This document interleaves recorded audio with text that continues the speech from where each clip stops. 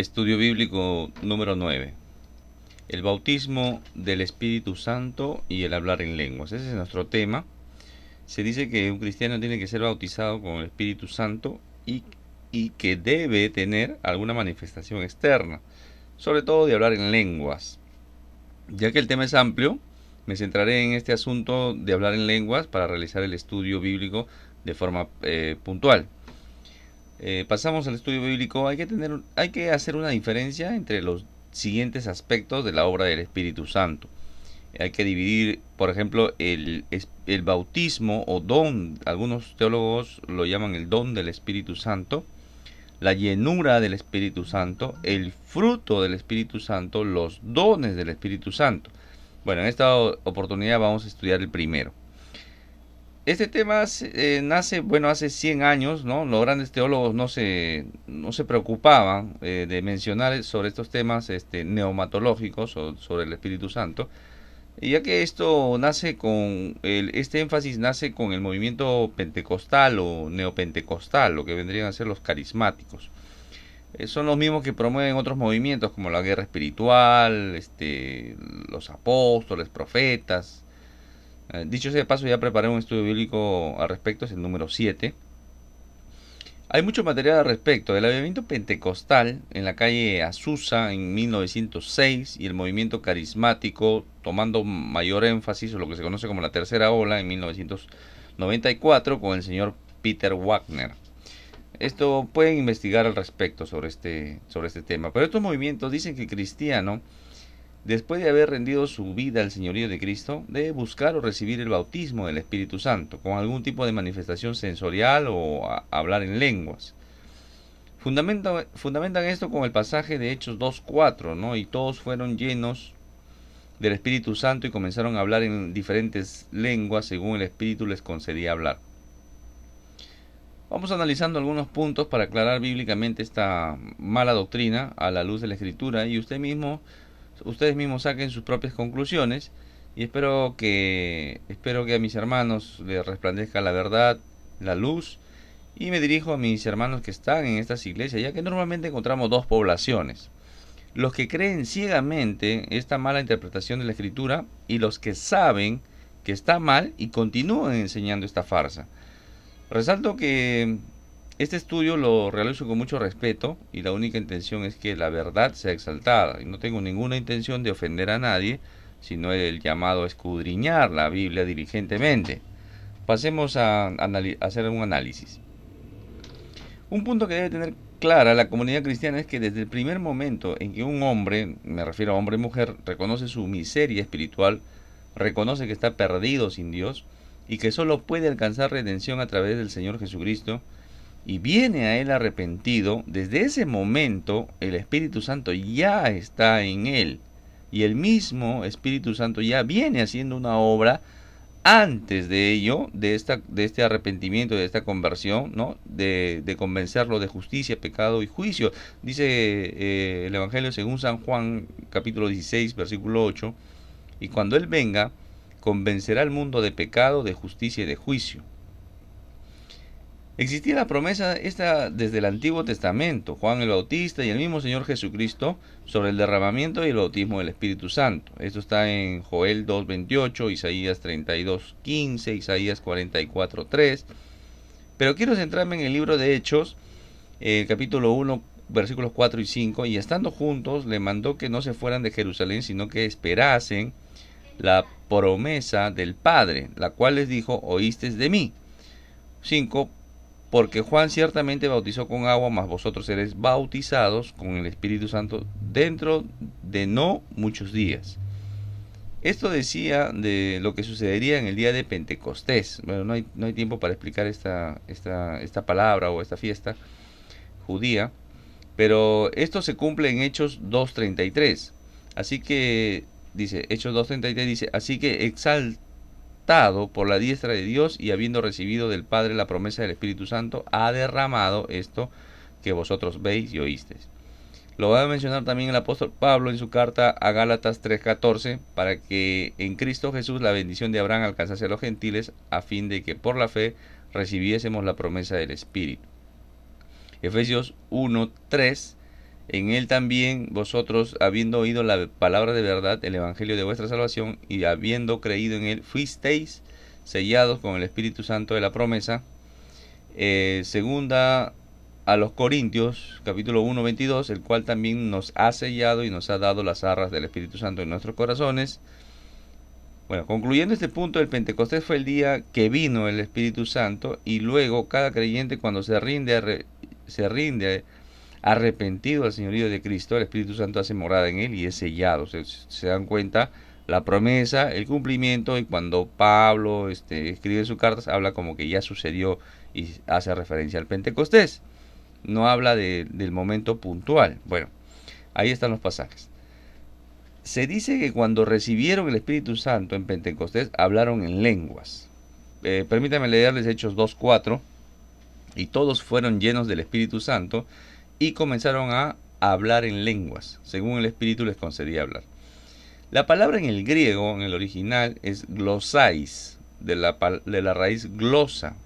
Esta palabrita glosa, del griego, tiene tres significados, de acuerdo a los expertos. Uno es la lengua, el órgano que está en la boca. La otra es la forma figurada, ¿no? Que también lo dice en el mismo, un versículo antes, ¿no? De Hechos 2:3, ¿no? Como lenguas de fuego, habla de forma figurada. Y un tercer significado como lenguaje o idioma. Es claro, cuando dice comenzaron a hablar en diferentes lenguas, una mejor traducción sería en diferentes idiomas. No lo digo yo. ¿Qué dice la Escritura en Hechos? Permítame seguir leyendo los siguientes versículos nada más. No en otra versículo bíblico, otro lugar fuera en la Biblia que quiera sacar de contexto, sino continuando la lectura, según el relato de Pentecostés en Hechos 2. Ya leímos el versículo 4, ahora voy a leer del 5 al 12. Y había en Jerusalén hombres judíos piadosos provenientes de toda nación debajo del cielo. Cuando ocurrió este estruendo, la multitud se reunió y estaban confusos porque oían a cada uno hablando en su propia lengua. Y atónitos y asombrados decían: mirad, ¿no son galileos todos estos que hablan?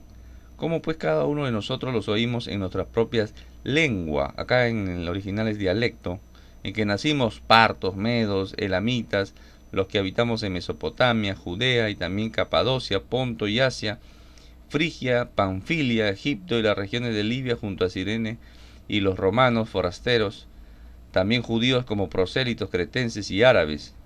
Los oímos hablar en nuestras lenguas, glosa en el original, las maravillas de Dios.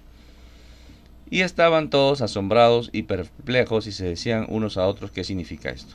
Entonces la palabra lengua sería mucho más comprensible si lo entendemos como idiomas. Tomo la parte del versículo 11 que dice: los oímos hablar en nuestras lenguas. Glosa es ahí, las maravillas de Dios. Y escuchen lo que dice el apóstol Pablo en 1 Corintios, capítulo 14, 22. Así que las lenguas son por señal no a los creyentes, sino a los incrédulos. Amados hermanos, estoy interpretando la Biblia con la Biblia. Otro argumento: no solo hablaron en lenguas en Pentecostés, sino también en la conversión de los samaritanos, en la casa de Cornelio y algunos discípulos de Juan el Bautista. A ver, vamos analizando uno por uno. Comencemos con la conversión de los samaritanos. Gracias a la predicación y ministerio de Felipe, lo puedes leer en Hechos 8, 5, 16. Lee y analiza, hermano. Creyeron a Felipe, se bautizaron, eran cristianos genuinos, a excepción de Simón el Mago. Los apóstoles tienen que ir a confirmar este nuevo avivamiento en Samaria. Van el apóstol Pedro y el apóstol Juan. Recuerden, los judíos y los samaritanos se odiaban. Si los apóstoles no hubieran ido, cabe la posibilidad de que los samaritanos hubieran formado una facción cristiana independiente de los judíos. ¿Cómo nos damos cuenta que esto tiene que ser así con los samaritanos? Confirmado por dos apóstoles como Pedro y Juan. Porque después Felipe continúa su ministerio en el desierto, se encuentra con el eunuco, el etíope, y a este no necesita ninguna confirmación apostólica. De este pasaje histórico de la conversión de los samaritanos se ha hecho muchas malas interpretaciones, tales tales que es necesario imponer las manos para recibir el Espíritu Santo, el bautismo del Espíritu Santo es una experiencia aparte, y que el que impone las manos tiene que tener autoridad, ¿no? Por ejemplo, en el caso de los católicos, los obispos, entre otros, ¿no? Bueno, pasemos a analizar el siguiente caso, el caso de Cornelio, en Hechos 10, del 44 al 48. Es el mismo Dios quien envía al apóstol Pedro para que abra las puertas a los gentiles. Es a Pedro quien mismo Señor Jesucristo dio las llaves del reino de los cielos, haciendo referencia al hecho de la conversión de los 3.000 judíos en su primer discurso, y a los gentiles con Cornelio en su casa. Luego tomaría el apóstol Pablo, ¿no? Apóstol a los gentiles. Pero es Pedro quien abre las puertas a los gentiles. Hechos 19, del 1 al 7, el apóstol Pablo se encuentra unos discípulos que por la narración de Lucas podemos notar que no eran creyentes, no saben del Espíritu Santo, no habían sido bautizados, fueron evangelizados por Apolo. Bueno, y Apolo con un mensaje incompleto, ¿no? Ya que Priscila y Aquila después van a tener que capacitarlo a él también. El apóstol Pablo los va a llevar de Juan el Bautista a Cristo. Y luego viene la conversión con evidencia visible y audible. O sea, era necesario que haya ahí un énfasis en esa comparación. O en las conversiones, como en el caso de Cornelio también. Tenemos que cerrar este punto y para demostrar lo que ya expliqué, también en el libro de Hechos encontramos conversiones en las cuales no se observan el don o el hablar en lenguas, ¿no? Por ejemplo, cuando se convierten los 3.000 en Hechos 2:41, los sacerdotes judíos tampoco hablan en lenguas, eso está en Hechos 6:7, el etíope, el eunuco que lo he mencionado, Hechos 8:38, tampoco habla en lenguas. El mismo apóstol Pablo en Hechos 9, en su conversión, no especifica que habla en lenguas, ahí no lo dice. La iglesia en Antioquía, en el 11:21, Hechos 11:21, tampoco. Lidia, en el Hechos 16, de 14 al 15, tampoco habla en lenguas. El carcelero de Filipo, en el 16:31, tampoco. Dionisio y Damaris, en el 17:34, y muchos más en el 21:20. Entonces, no podemos tomar estos tres casos en relación a todo el libro de Hechos, que se tiene que hablar en lenguas o se tiene que recibir un bautismo, aparte de que cuando uno se arrepiente llega a Cristo, ¿no? Por ejemplo, otro argumento es que en primera a los Corintios, capítulo 13:1, si yo hablase en lenguas humanas y angélicas y no tengo amor, vengo a ser como metal que resuena o símbolo que retiñe. Aquí en relación a las lenguas angélicas, Pablo está haciendo referencia a un lenguaje hipotético, desconocido, considerando que los ángeles cuando se comunican con los hombres siempre lo hacen en el idioma que dominan, en el idioma que conocen, como por ejemplo cuando conversa con Zacarías en Lucas 1 del 11 al 20, cuando conversa con María, la madre de Jesús, en Lucas 1:28, cuando los ángeles hablan con los pastores en Lucas 2 del 8 al 10, cuando conversa con Pablo, con Pedro y con muchos otros personajes más en el Antiguo Testamento, nunca se oye como alguna interpretación o no sean comprensibles cuando un ángel se comunica, siempre hablan en el idioma que conoce. Entonces el Pablo está haciendo una hipérbole, una exageración, le está diciendo, si hay un idioma extraño que ustedes nadie conozca, está haciendo como una ironía, ¿no? Así como cuando le dice, buscan ustedes los dones mejores, ¿no? Bueno, eso es tema para otro estudio. Extrabíblicamente hablando, los padres de la iglesia, Policarpo, Ireneo, Orígenes, Atanasio, Crisóstomo, Justino Mártir, etcétera, etcétera, no hay evidencia de que hayan hablado en algún tipo de glosolalia o lenguas y así durante el transcurso de la historia de la iglesia, salvo un cántico por ahí sacado de contexto y los seguidores de Montano, ¿no? Que es un heresiarca es un padre de una herejía. Los teólogos están divididos en relación al don de lenguas. Recuerden una cosa es el bautismo, otra la llenura o plenitud del Espíritu Santo, otro los dones y otro el fruto del Espíritu Santo. En el caso del don de lenguas, los teólogos están divididos en cesacionistas o continuistas en relación a los dones de sanidad, lenguas y milagros. Considerando 1 Corintios 13:8, el amor nunca deja de ser, pero las profecías se acabarán y cesarán las lenguas y la ciencia acabará. No, ahí el apóstol Pablo está diciendo a los Corintios. Es decir, los que dicen que estos dones ya no están vigentes y otros que abusan y exageran de estos dones, bueno, mi humilde opinión es que nosotros no somos nadie para limitar o restringir a Dios. Sí debemos tener en cuenta que tenemos la revelación completa en las Sagradas Escrituras y Cristo Jesús. No necesitamos manifestaciones para creer o confirmaciones apostólicas. Dios es soberano y sigue obrando milagros. Sigue dando sanidad soberanamente a quien quiere, de acuerdo a su misericordia y propósitos.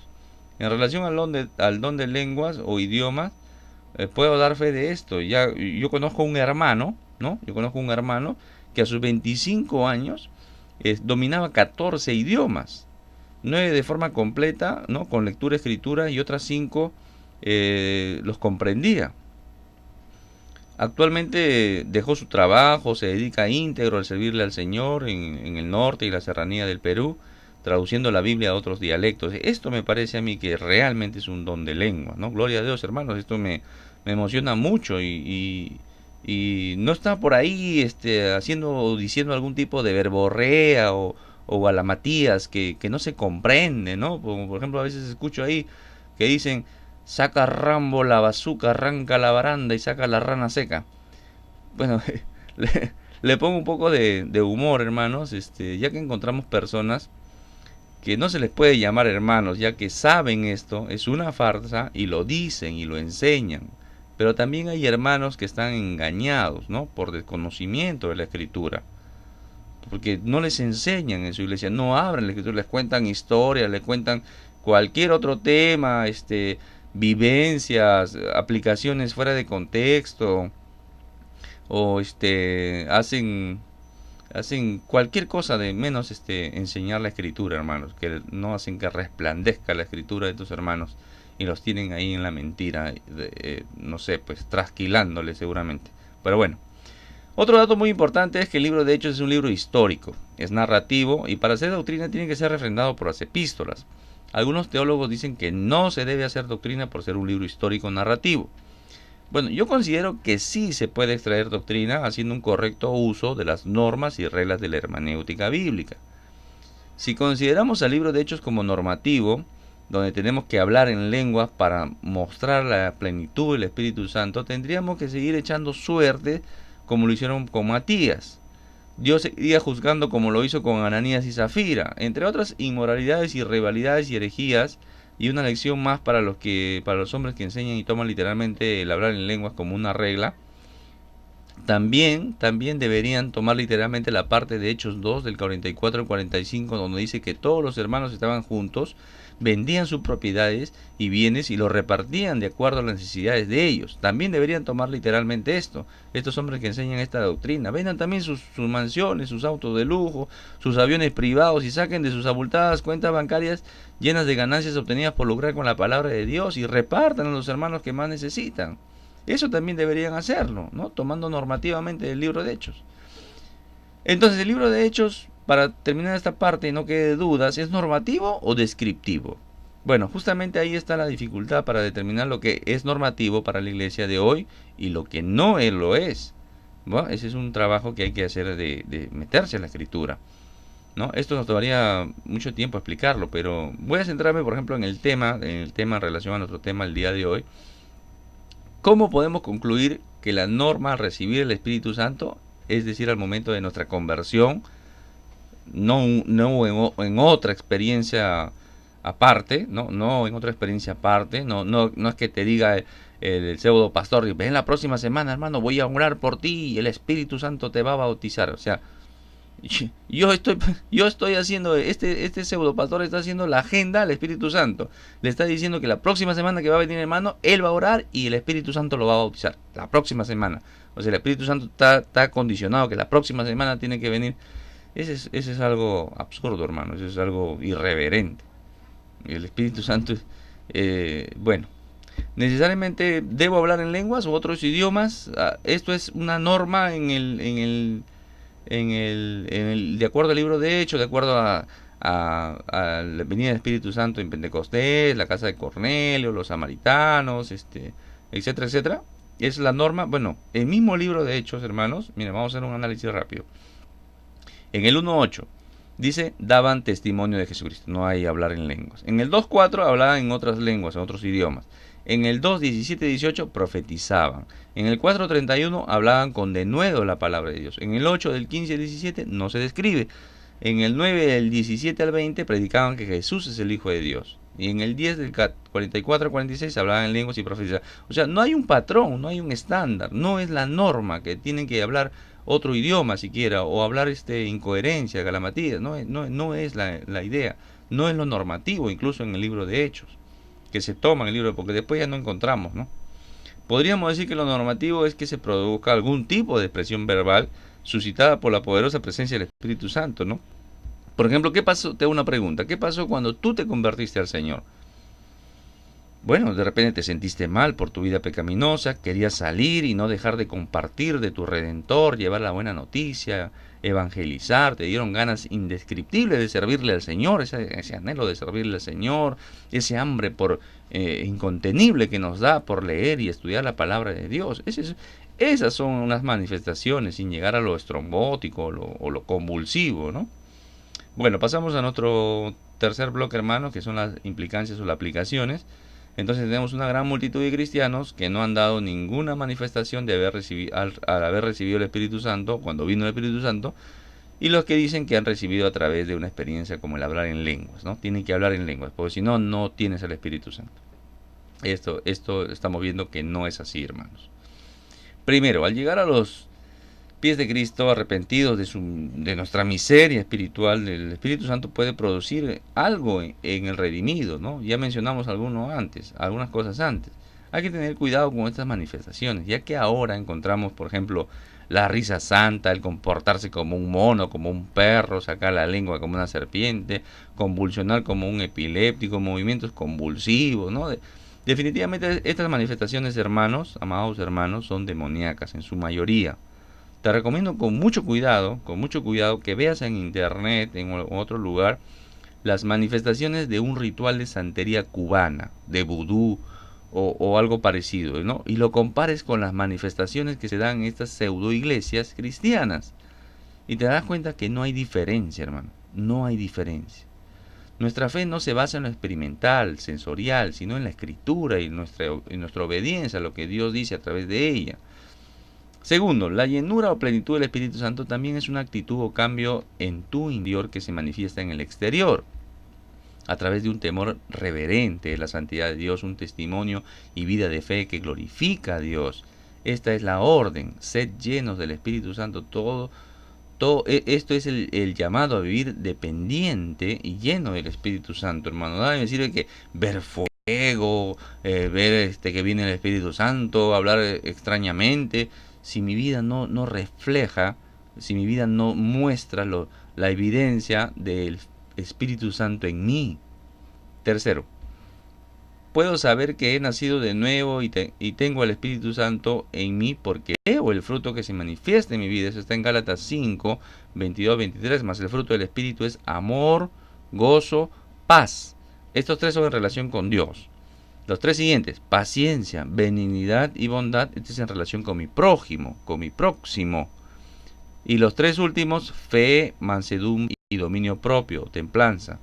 Estos tres son en mi mundo interior. Todos estos 9 frutos, que es un paquete completo, debe ser manifestado en mi vida y en mi caminar con Dios, con el Espíritu Santo.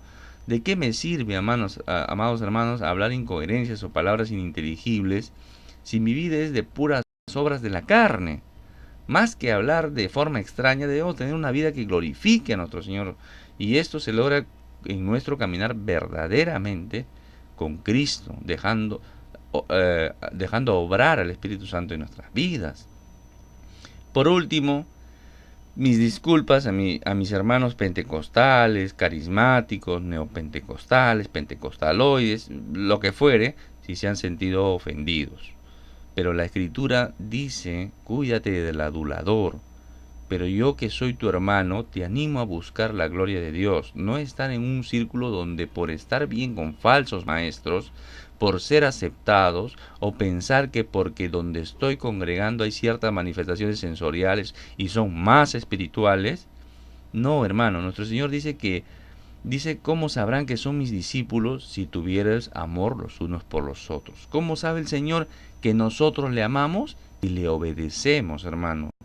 Mira el Evangelio según San Juan 13:35, 14:15. Estudia tu Biblia, hermano, lee tu Biblia, no te dejes llevar, no te dejes influir, no hagas algo que no está dentro de la voluntad de Dios.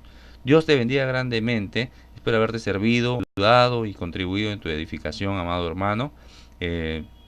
Si tienes alguna duda, consulta, bueno, escríbeme un correo electrónico, Judá300. Si los que me ven por YouTube, denle el dedito arriba. Espero tu comentario con todo respeto, hermano. Dentro de lo posible trataré de responderte lo más rápido que pueda. A nuestro Dios les siga bendiciendo grandemente. Fue con ustedes Jorge Ocampo, siervo del Señor Jesucristo.